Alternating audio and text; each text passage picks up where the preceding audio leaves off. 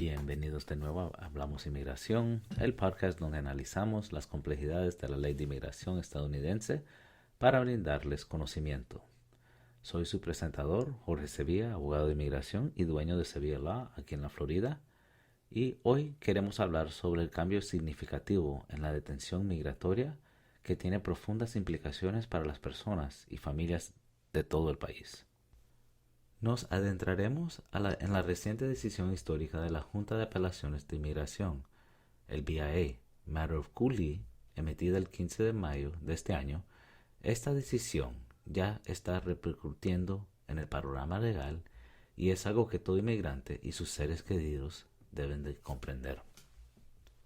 Históricamente, la distinción entre quién estaba sujeto a detención obligatoria y quién podría solicitar libertad bajo fianza era relativamente clara. Si alguien era detenido en un puerto de entrada sin la documentación adecuada, normalmente se le consideraba un solicitante de admisión según la sección 235B de la Acta de Inmigración y Nacionalidad estadounidense y se enfrentaba en detención obligatoria. Esto significaba que un juez de inmigración no podía concederle la libertad bajo fianza. Por otro lado, las personas que ingresaban sin inspección y posteriormente eran detenidas en los Estados Unidos a menudo tenían la oportunidad de una audiencia de fianza según la sección 236A de la INA, donde un juez de inmigración tenía discreción para fijar la fianza basándose en factores como el riesgo de fuga y la seguridad de la comunidad. Sin embargo, el caso de Cooley redefine esto fundamentalmente. El BIA lo ha dejado inequívocamente claro. Las personas detenidas poco después de entrar a los Estados Unidos sin inspección, incluso si son detenidas a varios kilómetros de un puerto de entrada designado, siguen siendo clasificadas como solicitantes de admisión, según la sección 235B. Consideremos el caso de la propia demandada en el caso Cooley. Fue detenida aproximadamente a 8 kilómetros de un puerto de entrada, pero el BIA dictaminó que seguía siendo solicitante de admisión. Esta clasificación la somete automáticamente a detención obligatoria, privando a los jueces de inmigración de su autoridad para fijar fianzas, incluso si inicialmente se le concedió la libertad condicional, como la señora Lee. Su estado de detención vuelve a ser obligatorio al finalizar la libertad condicional. Las implicaciones de esta decisión no solo son significativas, sino también profundamente preocupantes. En primer lugar, este fallo amplía enormemente la detención obligatoria. Ahora captura a muchas personas que ingresaron sin inspección y que anteriormente se consideraban elegibles para fianza, incluyendo a quienes podrían haber recorrido distancias considerables después de cruzar la frontera antes de ser aprehendidas. En segundo lugar, elimina de hecho las audiencias de fianza para muchos, quienes ahora son clasificados como solicitantes de admisión. Se enfrentan a la cruda realidad de perder potencialmente cualquier oportunidad de solicitar la libertad bajo fianza ante un juez de inmigración. Esto puede llevar una detención prolongada e incluso indefinida, mientras sus casos de inmigración avanzan lentamente en el sistema independientemente de su falta de antecedentes penales, fuertes vínculos comunitarios o incluso una justificación convincente para la exención de la deportación.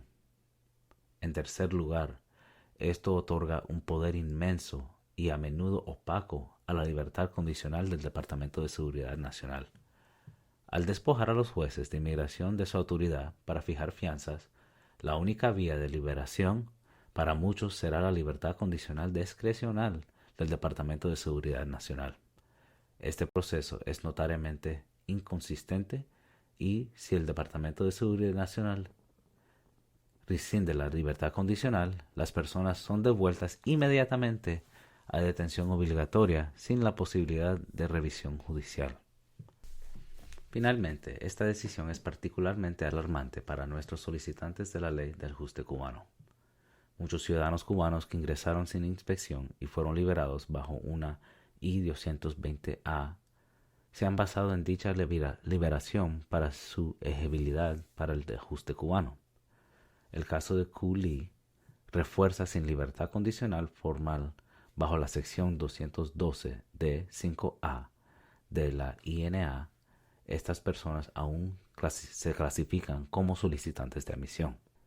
Esto significa que si son detenidos nuevamente, caen directamente dentro del marco de detención obligatoria de la sección 235B y se les niega la libertad bajo fianza, lo que complica su camino hacia la adaptación y potencialmente los somete a una detención prolongada.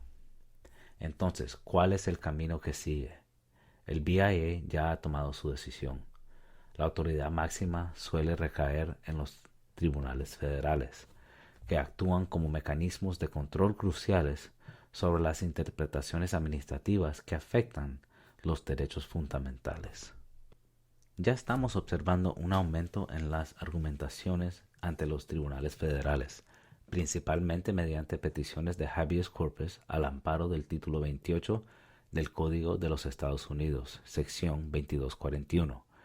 Esas peticiones permiten a las personas impugnar la legalidad de su detención. Prevemos varios tipos de oposiciones legales tras el caso de Cu Lee. Primero, impugnaciones del debido proceso según la aplicación para la detención prolongada. Se argumenta que la detención indefinida sin una audiencia de fianza viola la Quinta Enmienda, especialmente para quienes no tienen antecedentes penales. Impugnaciones de la interpretación estatutaria al solicitante de admisión. Se cuestiona si la interpretación amplia del BIA es razonable según la ley del procedimiento administrativo, especialmente para personas o para quienes son detenidos lejos de la frontera inmediata. Impugnaciones a las prácticas arbitrarias de revocación de la libertad condicional. Si se exigen las protecciones del debido proceso cuando se revocan las libertades condicionales del Departamento de Seguridad Nacional. También hablamos de impugnaciones de la igualdad ante la ley. Se argumenta que las distinciones hechas por Cu Lee crean calificaciones arbitrarias que violan la cláusula de igual protección de la Quinta Enmienda y potencialmente nuevas demandas colectivas para abordar problemas sistémicos. Para quienes se vean afectados por esta decisión, es fundamental buscar asesoría legal inmediata. Es fundamental comprender sus circunstancias específicas, los matices de su detención y identificar cualquier fundamento fáctico para impugnar la clasificación de solicitante de admisión. También debemos de explorar todas las vías posibles para obtener la libertad condicional discrecional con el Departamento de Seguridad Nacional y prepararnos para posibles litigios federales de habeas corpus. Como abogados de inmigración, mantenemos nuestro compromiso de abordar estas interpretaciones restrictivas, defender los derechos de nuestros clientes en los tribunales de inmigración y utilizar todas las vías disponibles en los tribunales federales para proteger el debido proceso y la equidad fundamental ante la expansión de estas políticas de detención obligatoria, la búsqueda de la justicia y la libertad continua.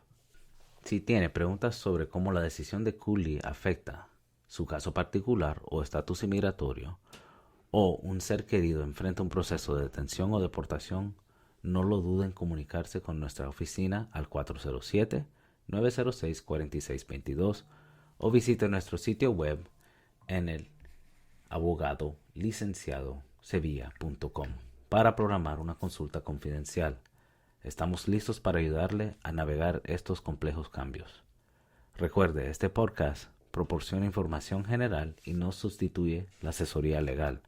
Si tiene preguntas sobre su caso en específico, consulte con un abogado de inmigración con experiencia. Eso es todo por este episodio de Hablamos Inmigración. Gracias por sintonizarnos. Acompáñenos la próxima vez para obtener más actualizaciones esenciales y perspectivas sobre la ley de inmigración aquí en los Estados Unidos.